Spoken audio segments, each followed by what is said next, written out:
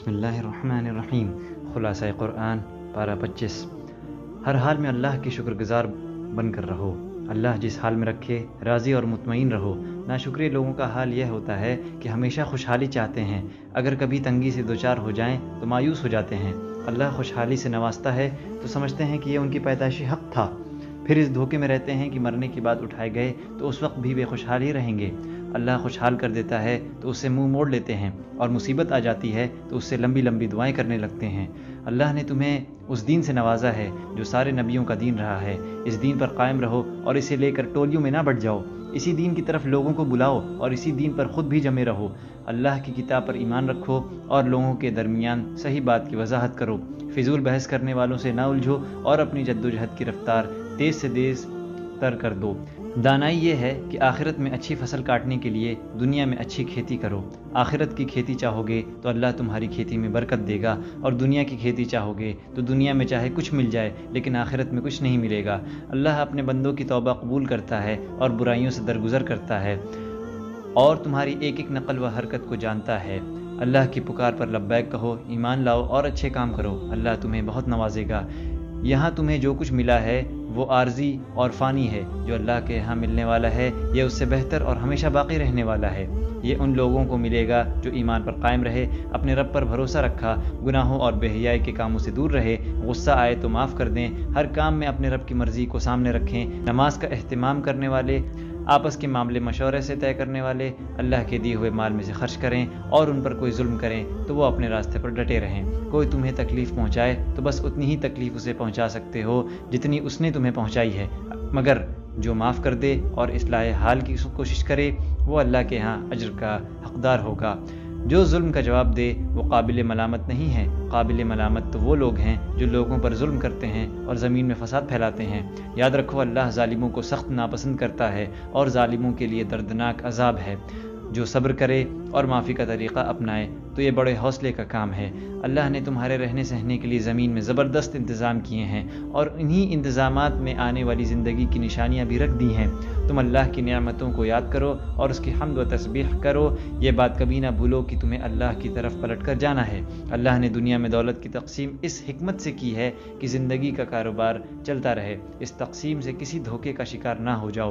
یہ تقسیم تمہارے رب نے خود کی ہے اور بس چند دنوں کی زندگی کے لیے ہے۔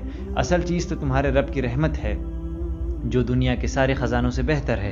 اگر آخرت میں اللہ کی رحمت چاہتے ہو تو اللہ کی ناراضگی سے بچنے کی کوشش کرو، اللہ کو یاد کرتے رہو۔ اگر اللہ کی یاد سے غافل ہوئے تو تم پر شیطان مسلط ہو جائیں گے، وہ تمہیں صحیح راستے سے بھٹکا دیں گے اور تم زندگی بھر اسی دھوکے میں رہو گے کہ تم صحیح راستے پر چل رہے ہو۔ شیطان کو دوست نہ بناؤ، اس کی دوستی بڑی خطرناک ہے، اس کی دوستی پر پچھتاؤ گے۔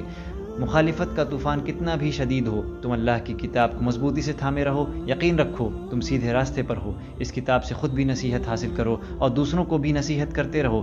یہ کبھی نہ بھولو کہ اللہ کے یہاں اس کے بارے میں تم سب سے پوچھا جائے گا۔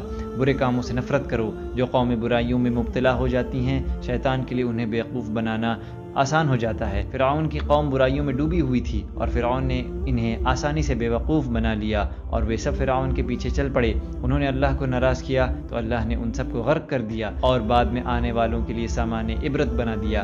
اللہ کی ناراضگی سے بچو۔ جو لوگ غفلت کا شکار ہیں انہیں اپنا دوست نہ بناؤ۔ اللہ کی آیتوں پر ایمان لاؤ اور اللہ کے فرما بردار بن جاؤ۔ جنت تمہارا انتظار کر رہی ہے۔ ایسی جنت کا وارث بننا ہے تو اچھے کام کرو جن سے تمہارا رب خوش ہو جائے۔ قرآن ایسی کتاب ہے جس میں زندگی کے لیے ہر طرح کی رہنمائی موجود ہے۔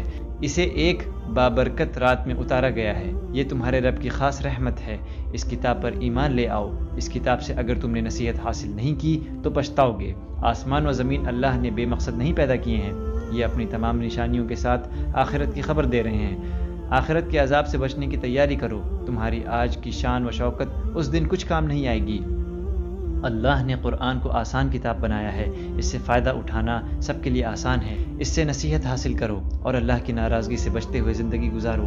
آخرت کی زندگی خوشیوں کی زندگی ہوگی۔ اللہ نے تو سمندر کو بھی تمہاری خدمت پر لگایا ہوا ہے، اس کی نعمتوں کا لطف اٹھاؤ اور اس کا شکر ادا کرو۔ اللہ نے آسمان و زمین کی تمام چیزوں کو تمہاری خدمت میں لگا دیا ہے، اس کی نشانیوں پر غور کرو، ایمان پر قائم رہو اور ان لوگوں سے درگزر کرو جو اللہ کے عذاب سے نہیں ڈرتے۔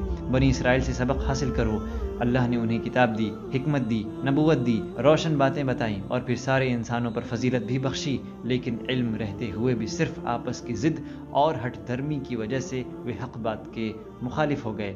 اللہ نے تمہیں بھی زندگی گزارنے کا طریقہ دیا ہے، اسے اختیار کرو اور کسی بے علم کی خواہشوں کے پیچھے نہ چلو۔ یاد رکھو، اللہ ان کو دوست بناتا ہے جو اللہ کی ناراضگی سے بچتے ہیں۔ برے کام کرنے والے ان لوگوں کی طرح نہیں ہو سکتے جو ایمان لائے اور اچھے کام کرتے رہے۔ آسمان و زمین اور ان کے بیچ کی ساری چیزوں کو بے مقصد نہ سمجھو، ان کا ایک مقصد یہ بھی ہے کہ سارے انسانوں کا امتحان ہے، ہر کسی کو اس کی کمائی کا بدلہ دیا جائے۔ ایسے لوگوں کو دیکھ کر سبق حاصل کرو جنہوں نے اپنے من پسند معبود بنا رکھے ہیں، علم رکھتے ہوئے بھی یہ گمراہی میں پڑے ہوئے ہیں۔ ان کے کان سنتے نہیں، ان کے دل سوچتے نہیں اور ان کی آنکھوں پر پردہ پڑا ہوا ہے۔ انہوں نے ہدایت کے سب دروازے اپنے اوپر بند کر لیے ہیں۔ ایمان پر قائم رہو اور اچھے کام کرو، زبردست کامیابی تمہارا انتظار کر رہی ہے۔ جو لوگ برائیوں میں ملوث ہیں اور جو اللہ کی آیتوں کا مذاق بناتے ہیں اور جو اپنے رب کی ملاقات کو بھولے ہوئے ہیں اور جو دنیا کے دھوکے میں مبتلا ہیں، ان سب کا ٹھکانہ جہنم ہے۔ اللہ کی حمد بیان کرو اور اس کی بڑائی کا چرچا کرو۔ وہ آسمانوں کا بھی رب ہے اور زمین کا بھی رب ہے اور سارے انسانوں کا رب ہے۔